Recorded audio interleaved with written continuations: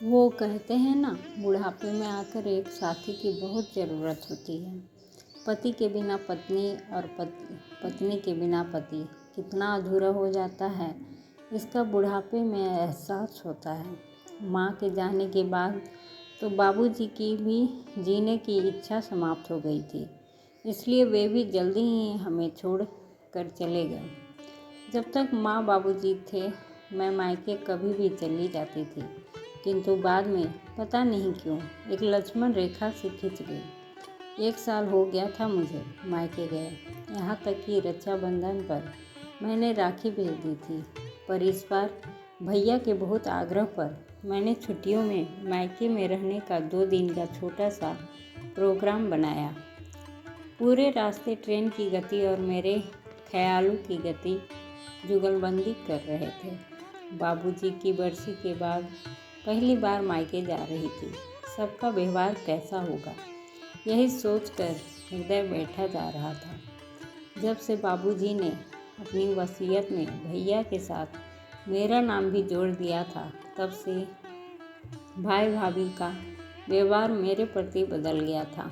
रिश्तों में एक अजीब सी दरार आ गई थी। भाई बहन का प्यार वसीयत की बलि चढ़ गया था। अरे बेटियां अपने मायके सिर्फ अपने माता पिता भाई भाभी का स्नेह लेने के लालच में मायके आती हैं। उन्हें सिर्फ यही लालच होता है कि उनके मायके के द्वार उनके लिए सदा खुले रहें। यही सोचते सोचते मैं अपने गंतव्य पर पहुंच गई थी। भैया स्टेशन पर मुझे लेने आए थे। स्टेशन से घर तक सिर्फ भैया ने 2 वाक्य बोले थे, कैसी हो छोटी, रास्ते में कोई तकलीफ तो नहीं हुई? बस उसके बाद तो भैया ने जैसे मौन व्रत रख लिया था। घर पहुंचकर भाभी ने जिस तरह से दरवाज़ा खोला, उनके व्यवहार से मन में कुछ दरक सा गया।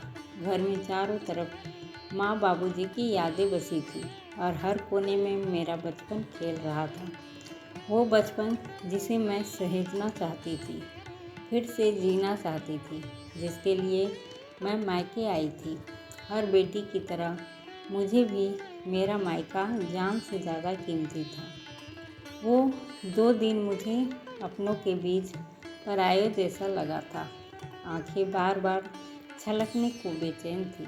रात को खाने की टेबल पर मैंने कमरे में पसरे मौन को तोड़ते हुए बोला, भैया कुछ बात करनी है। बोल छोटी। वो बाबूजी की वसीयत के विषय में। देख छोटी, इस विषय में मुझे कोई बात नहीं करनी। इसके अतिरिक्त कुछ और कहना हो तो बोलो, कहकर भैया उठकर अपने कमरे में चले गए। स्नेहल, तुम सिर्फ 2 दिन के लिए अपने मायके आई हो, आराम से रहो, भाभी कहकर टेबल से सामान उठाने लगी। सिर्फ 2 दिन? भाभी के कहे ये शब्द मेरे कानों में शीशा घोल रहे थे। मैं बिना किसी कसूर के अपने मायके में मुजरिमों के कटघरे में खड़ी थी, जिसकी सुनवाई होनी नामुमकिन सी थी।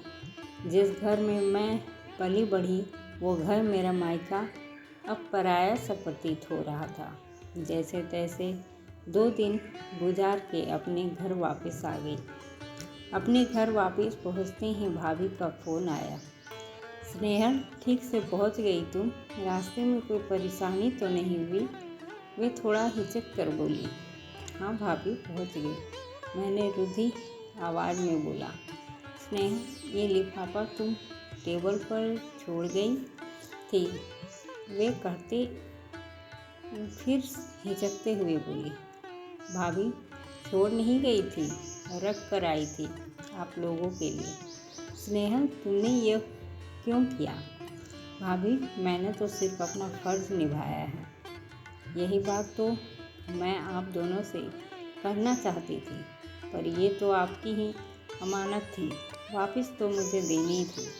बाबूजी ने अपनी प्रॉपर्टी में मुझे हिस्सा दिया, ये उनका फ़र्ज़ था, और उस हिस्से को जिसका हक था, मैंने उसे वापस करके अपना फ़र्ज़ निभाया। भाभी, मुझे आपकी प्रॉपर्टी नहीं, आप लोगों का प्यार चाहिए, साथ चाहिए, और वो अपनापन चाहिए जिसके लिए बेटियां अपने मायके आती हैं। मायका एक बेटी के लिए उसका अस्तित्व होती है।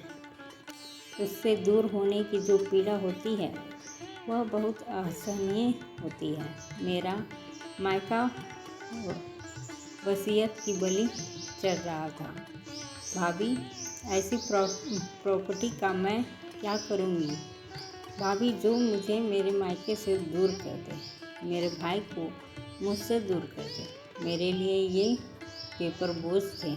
मैं तो पहले ही आपको देना चाहती थी, किंतु मायके के रास्ते जाने पर कदम थम जाते थे। भाभी, मुझे कभी प्रॉपर्टी का लालच नहीं रहा। मुझे तो सिर्फ मेरे मायके का लालच था। मुझे तो सिर्फ मेरा मायके चाहिए। कहकर मेरी आवाज़ मेरे गले में अटक गई। छोटी, तुम कब इतनी बड़ी हो गई, पता ही नहीं चला। तेरी बातों ने तो मुझे बौना कर दिया। हम तो स्वार्थ और गलतफहमी की आग में अपने रिश्ते स्वाहा कर रहे थे। मुझे माफ़ कर दे छोटी। तेरा मायका तेरा था और तेरा ही रहेगा। दूसरी तरफ से भैया की आवाज़ सुनकर अब तक आंखों में रुके मेरे आंसू अविरल बहने लगे।